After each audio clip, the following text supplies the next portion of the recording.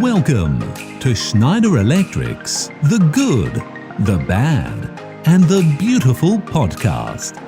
Every month, you will be joined by me, Carmel, me, Emma, and me, Rob, who will talk about real experiences from real people with some special guests along the way. Don't forget to share, like, and subscribe. Hello, everyone. Welcome to the third episode of The Good, The Bad, and The Beautiful. In this episode, Rob's going to bare his soul in the Dear Diary section, and we catch up with a woman that introduced me to oat milk in flat whites. Yep, they're delicious, but more importantly, our resident biodiversity guru, Katie Mills. So now don't worry if you don't have a clue about biodiversity. Katie's going to go through everything we need to know and also the things that we can put in place to help the planet by protecting our plants, fungi, insects, anything that's living. Even everybody's enemy, yes, that's right, our arch enemy, the wasp, has an actual purpose in life. So let's kick this off and see how Rob and Emma are doing. Rob, Emma, any big news from your side? So actually, I got out and about in the last couple of days. I did take some annual leave for once and I headed off to the Cotswolds. So I was actually up there for a wedding, took a few days either side to do a little bit of sightseeing. It was just nice to actually get out and start celebrating a little bit of back to normality with being at a wedding, got dancing shoes on and just let my hair down a little bit. So funnily enough, Emma, I had a wedding recently too. So really nice to see weddings happening again. Lots of people getting together, good times to be had by all. So I went to a really cool black tie event, but I obviously had to bring things down back to reality a little bit by trying to do the splits in the middle of the dance floor, making a complete fool of myself. But it was just nice to be out there and living life a little bit again. The splits? You actually did the splits? Did you do the full splits, Rob? No, I mean, I attempted. I got nowhere near to actually doing it. I've promised to practice, but it's not going well. So before Katie kills me, I actually was hacking away at my garden, but only the ivy that is crawling up my wall and it's actually coming into my house. But I started off at the roots and worked my way up, trying to save as much insects as I can. Thought I'd add that in there. So obviously we can't forget about the Olympics that's been going on. So amazing results for Team GB, 22 gold medals all in all. I absolutely love the exports and I was wowed by Sky Brown. Did either of you see Sky Brown? Sorry, the exports. What's an export? Extreme sports. So, your skating, your BMXing, things like that. So I love that kind of stuff. So Sky Brown, 13 years old, bronze medalist. I mean, I think it's an amazing story. Youngest Nike-sponsored athlete in the world. She has a British father, Japanese mother, lives in Japan and US during the year. I think an amazing individual, really cool story. And just, if you put your heart and soul into stuff, the kind of things you can achieve, just absolutely amazing. Similar background to me, actually. Not that I have a medal or anything, but I used to live in Japan, spent about a couple of years there studying. My stepmom is Japanese. Yes. What about you guys? Do you do any sports? So I think the question should be, Carmel, is if you were in the Olympics, what would be your event? So when I was, do we call it high school? Yes, or secondary school? One or the other. I actually used to run the 400 and the 200 meters. I actually did a lot of sport when I was younger. I'm not quite sure what's happened when I hit a teenager, but I used to do the sort of 100 meter and be part of the relay. I would do high jump and long jump. But I think probably my funniest experience, and obviously I could have gone to the Olympics with it, was taking part in the hurdles. And I think I actually only did that to get a day off school, to be part of distance sports. And I was more like a deer jumping over those things. So I'd say I could be in the Olympics, but definitely not. Love it. And I think if I was going to chip in as well, badminton would have been my sport. Is that a sport? Oh my. Is that a sport? Really? I mean, I'm good at it, but I'm just saying, is it considered a sport? If you're asking that question, then you're not good at it. So yeah, I played county when I was younger and stuff. And I think my coach was trying to butter me up and said, I had a shot at the Olympics when I was younger. But that's pretty cool. Well, I mean, I was very early age and I found other interests. So clearly it didn't happen. Otherwise, I'd be waving around a gold medal on a podium instead of being here today. Love that.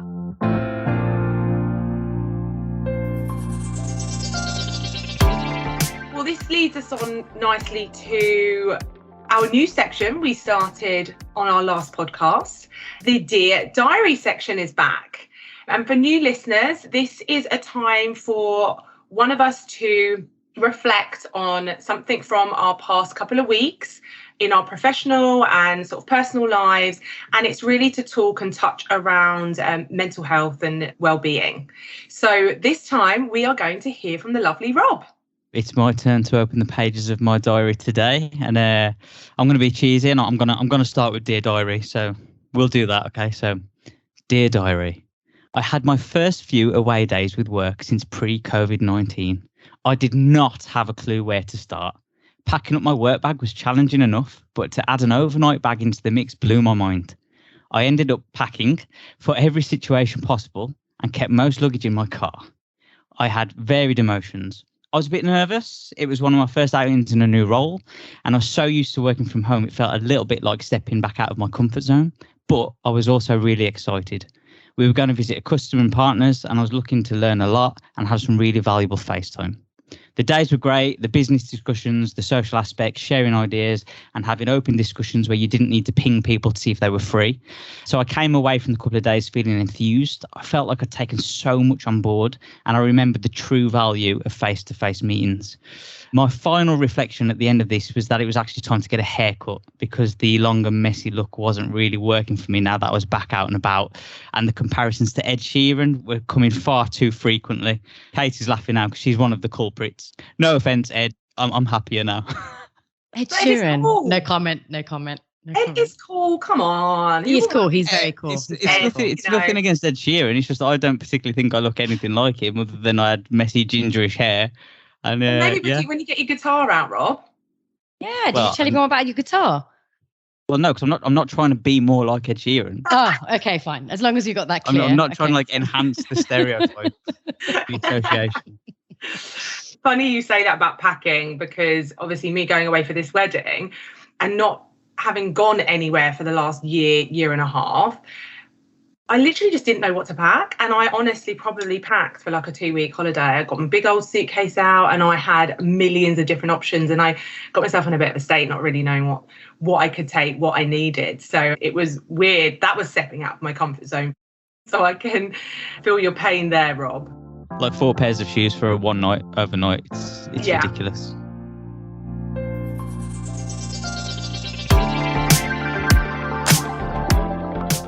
Right then, so moving on to our monthly guest. So last month we covered Earth Overshoot Day, and we shared a few top tips on how we could help move the date to help climate change.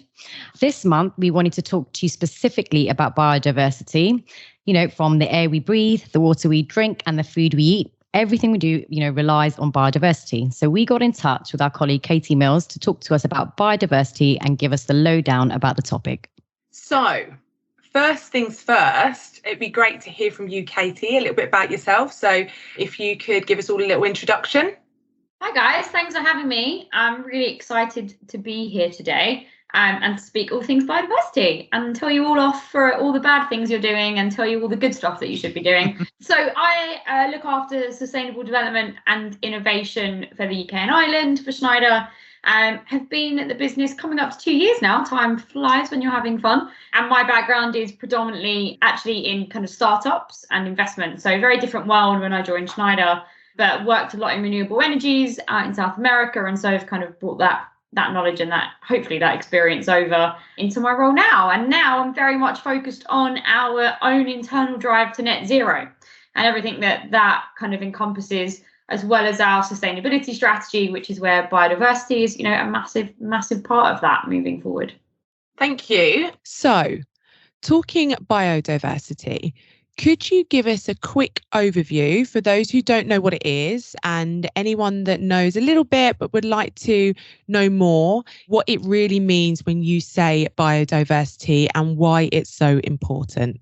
So there are multiple descriptions of biodiversity if you whack it into Google and have a look. But ultimately, what it really means is kind of variety of life on Earth and how all species interact with one another and the kind of environment that they're in.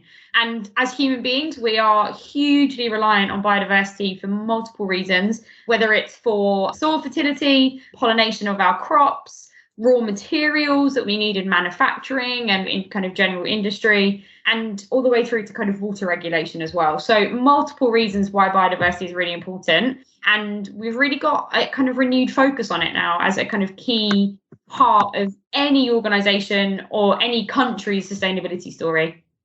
So how do you think we can make a difference by focusing on biodiversity? What do you think we need to be doing to help? There's something everyone can do, right? No matter how big or how small you want to do it. So really simple thing, everyone laughs at my catchphrase here, but it's our kind of grow, don't mow. So we all love these like pristine mown grass lawns, but actually it's one of the worst things you can do for biodiversity within your own home or in your own garden or even in your own business, right? Whether it's kind of on your sites and things like that. I appreciate not everyone wants to let their entire garden go completely wild, which I get. Although, Rob, I think you might say you don't have to cut the grass, right? That might be helpful for you. Absolutely. That might be an excuse for your wife. No, I can't cut it. It's biodiversity. But even if everyone picks a patch of garden that they let wild, and that is a really simple way, doesn't cost you anything, actually. It saves you money because you don't need to buy a lawnmower, but a really kind of simple way of us all doing something with regards to biodiversity. The other thing as well is thinking about what you're planting and where you're planting it. So things like fruit trees, really important for biodiversity because they help support pollinators, such as bees. And obviously we can touch upon why bees are important, but bees are super important for biodiversity across the planet. And anything you can do to help support a bee in your garden is a really kind of positive step. And then, it's everything like, how do you deal with weeds in your garden? I'm sure all of us have bought a bottle of Roundup at some point and gone and sprayed it on your weeds.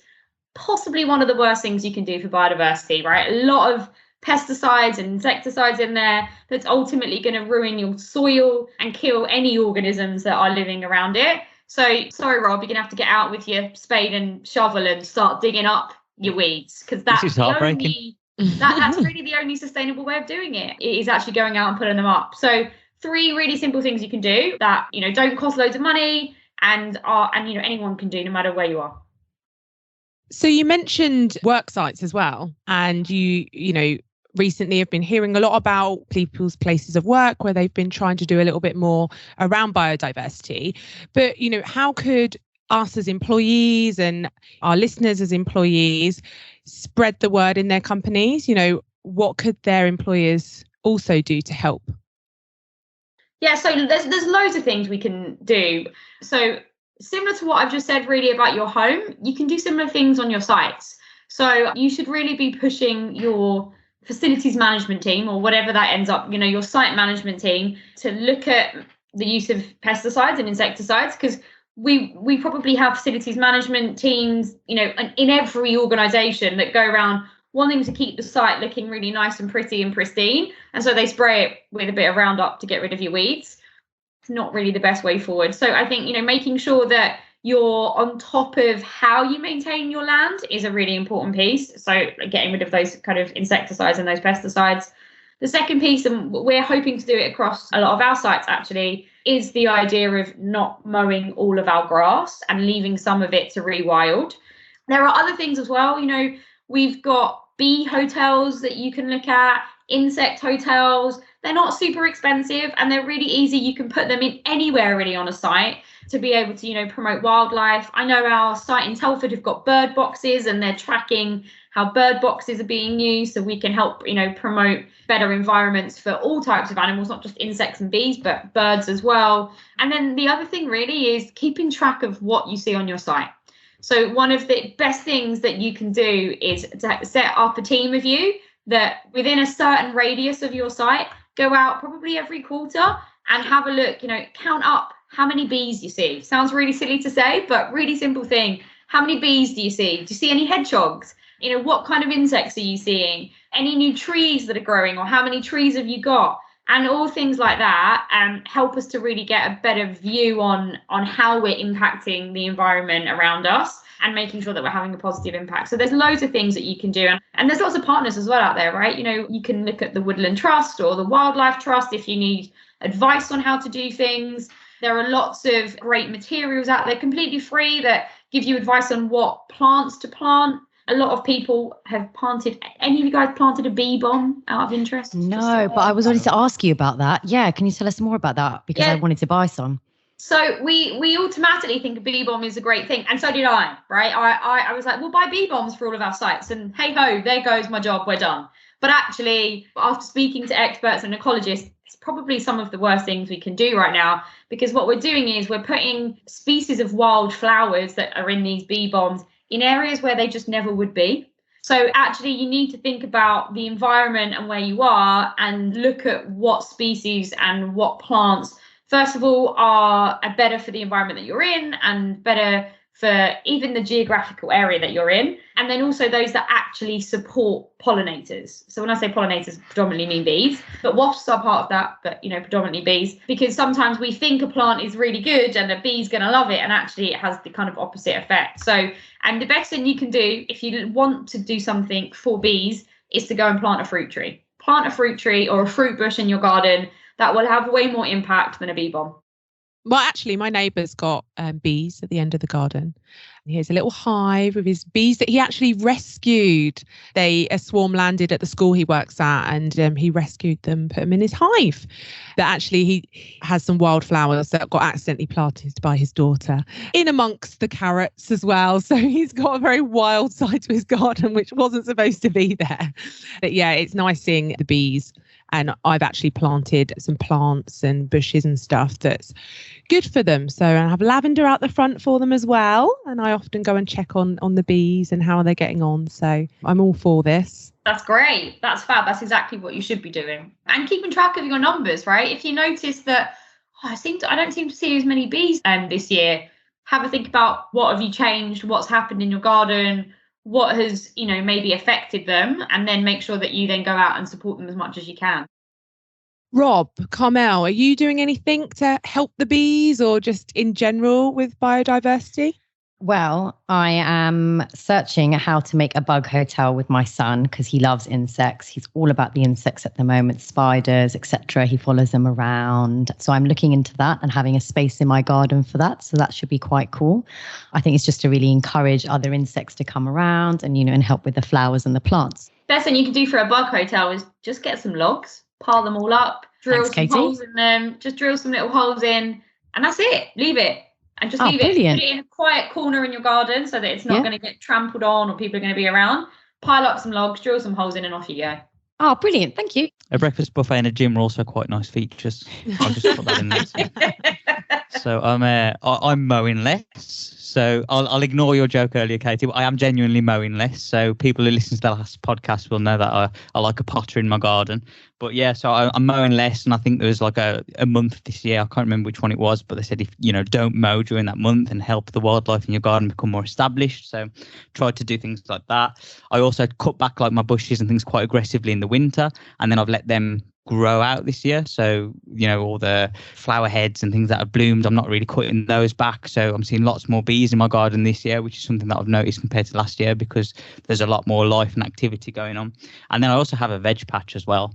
And I'm trying to use kind of natural ways of controlling pests. So like eggshells and stuff to prevent things like slugs. And I heard a friend of mine, they got ladybirds actually posted in that they could then put in their veg patch to help prevent other kind of pests and things. I haven't got that far yet, but I'm not using chemicals, so I think that's a good start, other than the odd bit of Roundup for some weeds, but I'll try and stop.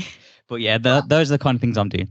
That's great. And Rob, your point around pest control is maybe where we bring in our foe, the wasp, because that's actually what wasps are really good for. Wasps are natural pest controls. And actually, there's quite a lot of research being done around using wasps as sustainable forms of pest control for like developing countries, for example, so that they don't have to rely on insecticides and pesticides so heavily, which is a good thing for everyone, ultimately. So yeah, that's if you encourage the wasps, Rob, you'll get less what they call arthropods, which are the things that are those that are, the tiny insects that eat a lot of crops. And wasps are natural predators of those, so they will take them out for you. So one for you there. I think I'm prepared to meet you in the middle. I think I'm going to leave wasps alone that come into my vicinity, but I'm not going to encourage wasps by any means because I'm a little bit scared of wasps. I tend to run a mile when there's a wasp around, but I'll do my best. Another thing, Rob, when you mow your grass, make sure that after you mow it, you take away the grass on the top. Because you know how some people mow the grass and they just leave the dead grass on the top? Well, it stops then basically light coming through for any real wildflowers or grass to then continue to grow through.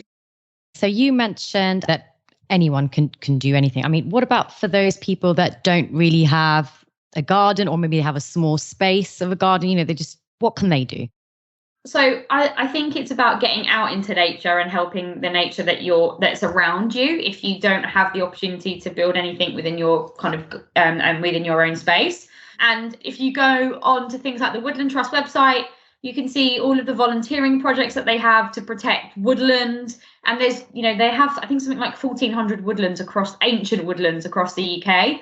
And sometimes when we think about trees, we think about planting them, but actually there's a lot of work that goes into maintaining our woodlands and our ancient woodlands and looking after them, basically. So get out and go and volunteer, right? Cost nothing. Yeah. And there's probably something within your local area that you can go and do that with as well. The other thing is allotments. Now, if anyone has an allotment, I actually recently have applied for an allotment in my area because I want my garden to be a bit more wild, and then I want to grow my own fruit and veg in an allotment. But if you don't have the space, pretty much every council across the UK has allotment programs, and they're not super expensive, although they've become super popular since lockdown because everyone wants an allotment. So there's some wait lists now, but that's a great way of, adding to biodiversity within your local area if you don't have space on your own property or in your own environment. So those are kind of two really, really simple things you can do. And then, anything, even like window boxes. Big thing, think about is there anything you can put in a window box on the windowsill? Lavender, a great thing to put in a window box that will support bees. Any plants in pots. So can you get a fruit tree in a pot? And if you've got a little patio area, you can put a fruit tree in a pot on a patio. And there's always small things that everyone can do. Just got to get a little bit creative at times with it. Okay, cool. Thank you. So what about then those individuals that don't see it as a priority?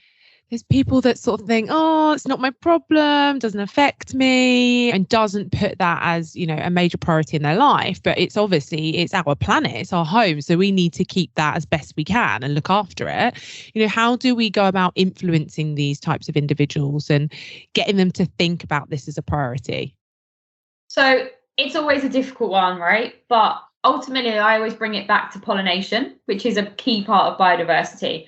And about a third of all the food we consume every day relies on pollination, right? A third. That's a huge amount of food that if we didn't have a strong biodiverse environment for pollinators, for example, like bees, we'd really struggle with food. So my question to them would always be, do you like the food you eat every day? Do you want 3 meals a day on your plate? Well, if so, we really need to protect the environment in which we live, and we need to make sure that we're doing our part for biodiversity, because otherwise, I always think about, have you guys ever watched that film Interstellar?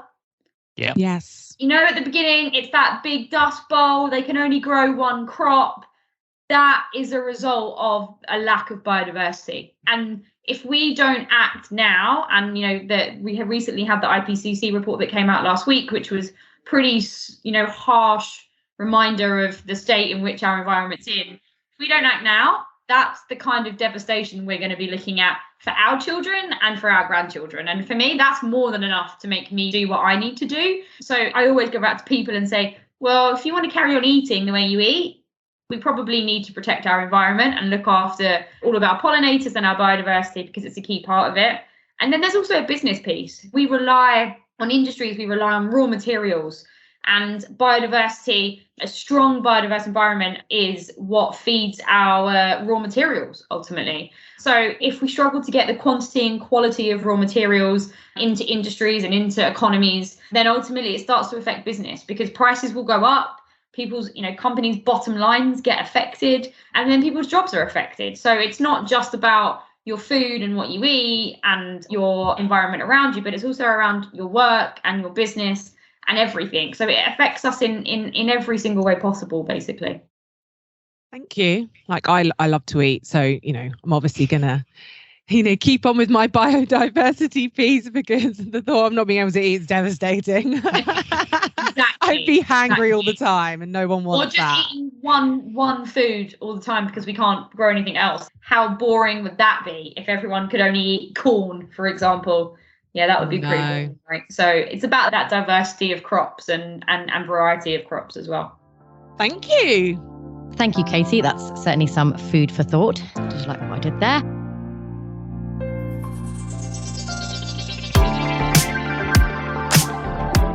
So, going on to the final section of today. Okay, so we all know what time it is. It is actually the GBB quiz time.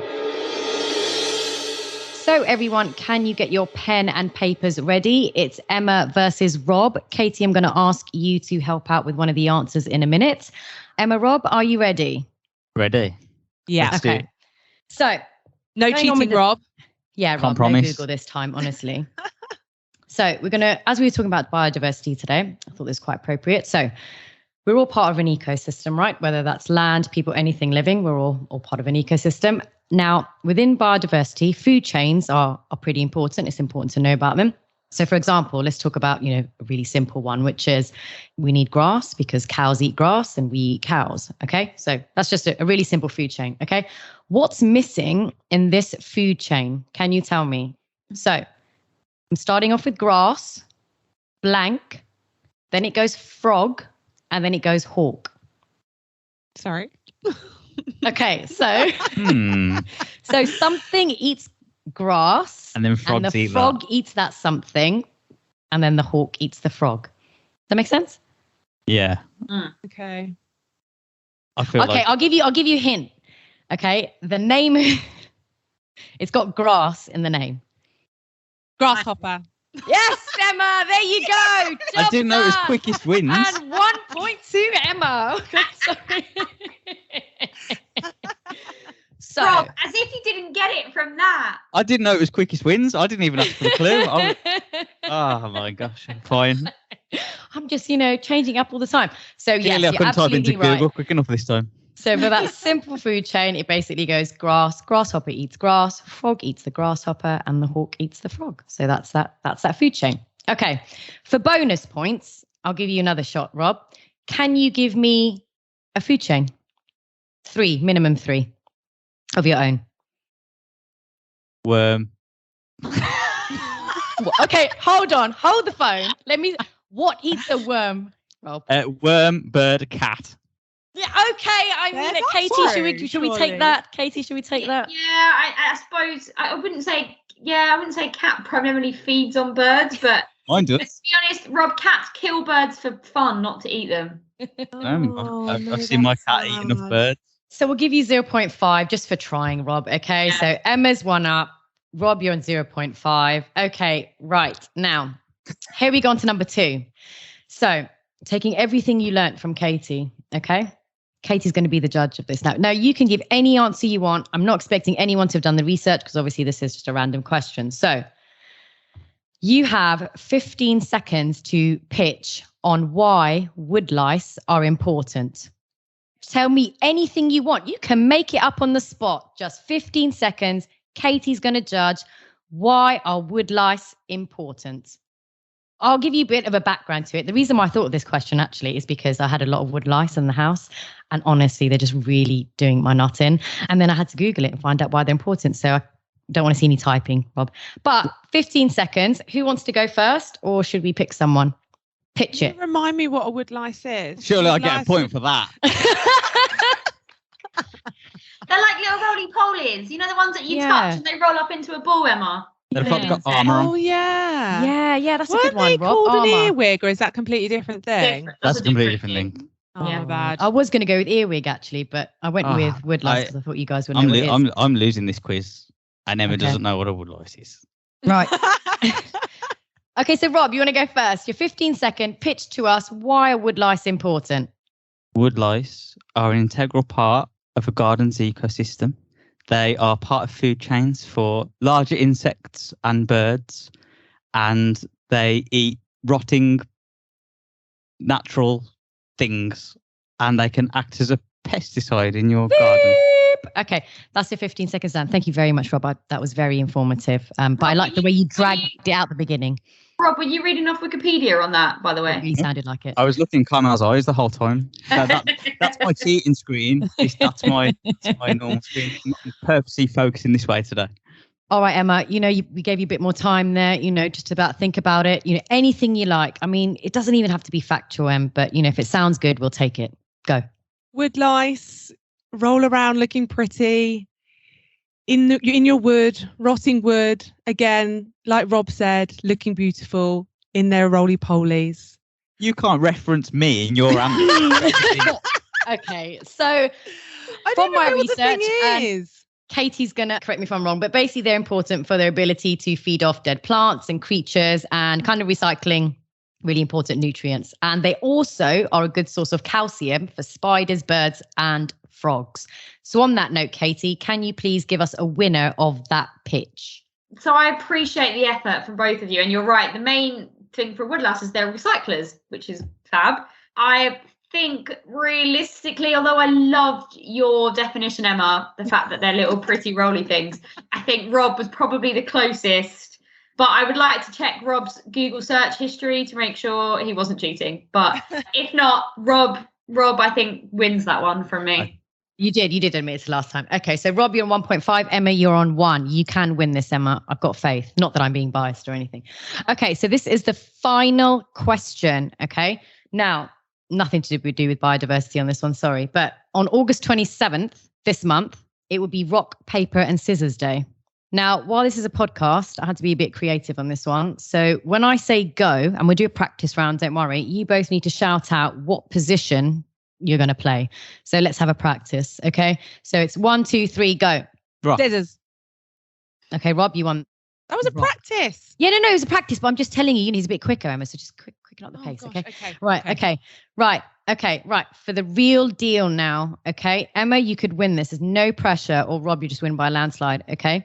1, 2, 3, go. Paper. Rock. Ow. Yes! Emma wins. No. So, yeah, gosh. I mean, to be honest, I can't remember who won last month. Emma. That was Emma, wasn't it? So, Of Emma, 2-0. 2-0. 2-0. Nice one, Emma. Olympic gold medalist. Yeah, for sure. Absolutely. So firstly, I just want to say thank you, Katie. You've been an absolute rock star today. We really appreciate, all of your knowledge that you imparted. And we will definitely follow up with everyone with all the links that you're sending us so they can learn more. But sad to say, it's that time again where we have to say goodbye. So if anyone has any questions, feedback, or you want to suggest any topics for the next episode, please send them to thegbb@se.com. And you can find us on se.com, Google Podcasts, Apple Podcasts, TuneIn, Stitcher and Spotify.